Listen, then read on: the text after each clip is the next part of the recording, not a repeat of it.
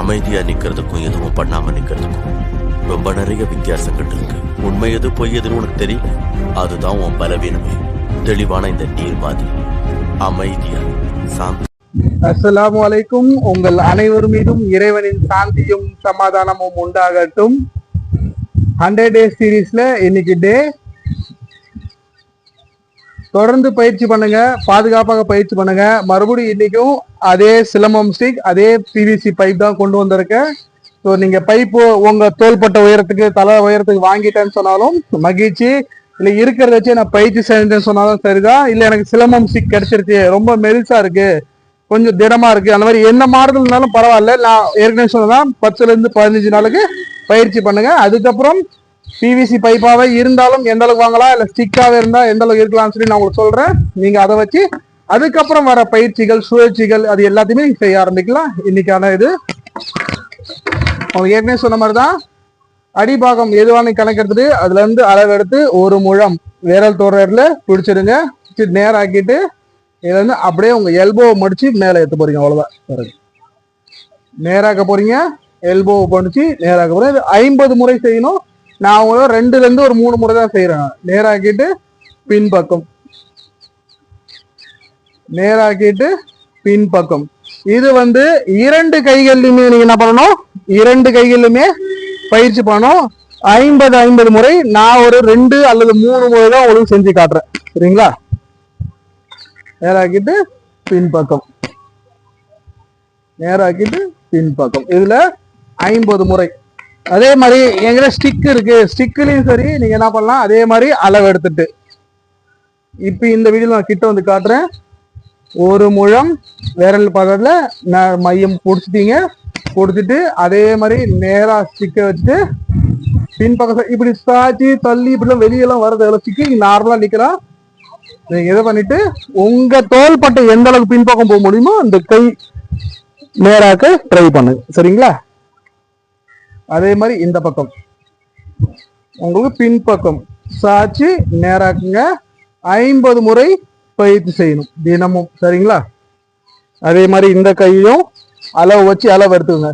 எதனால அது ஒவ்வொரு வாட்டியும் அளவு எடுக்கிற மாதிரி காட்டுறாருன்னா, எல்லாருக்குமே பார்த்த உடனே அந்த கிரகிக்கும் சக்தி எல்லாருக்கும் இருக்காது. அதாவது ஞாபகம் வச்சுக்கிற சக்தி எல்லாருக்கும் இருக்காது, சில பேருக்கு உடனே இருக்கும். அதனால நீங்க ஒவ்வொரு வாட்டி என்ன பண்ணலாம், உங்க லெஃப்ட் ஹேண்டால வச்சு ஒரு வாட்டி அளவு, ரைட் ஹேண்ட் வச்சு ஒரு வாட்டி அளவு எடுத்துக்கலாம்.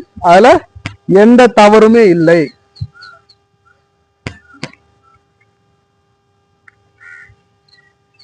இந்த மாதிரி பயிற்சி நீங்க செய்யலாம்.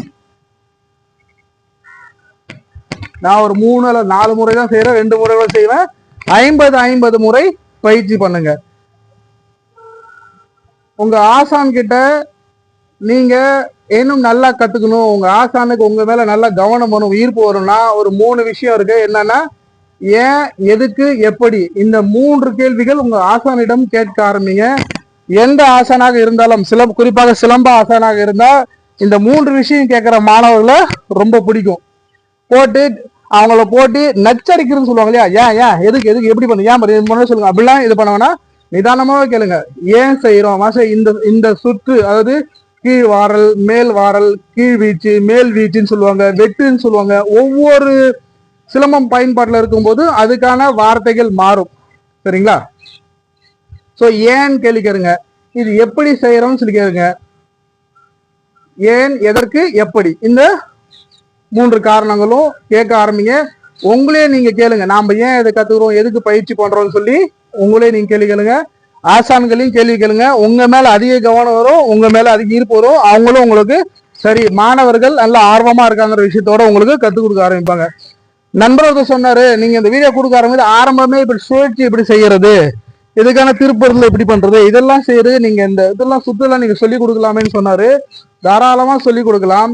ஆனா படிப்படியா ஒவ்வொரு நிலையா கத்துக்கும் போதுதான் உங்களுக்கு பாதுகாப்பு சரியா இருக்கும்.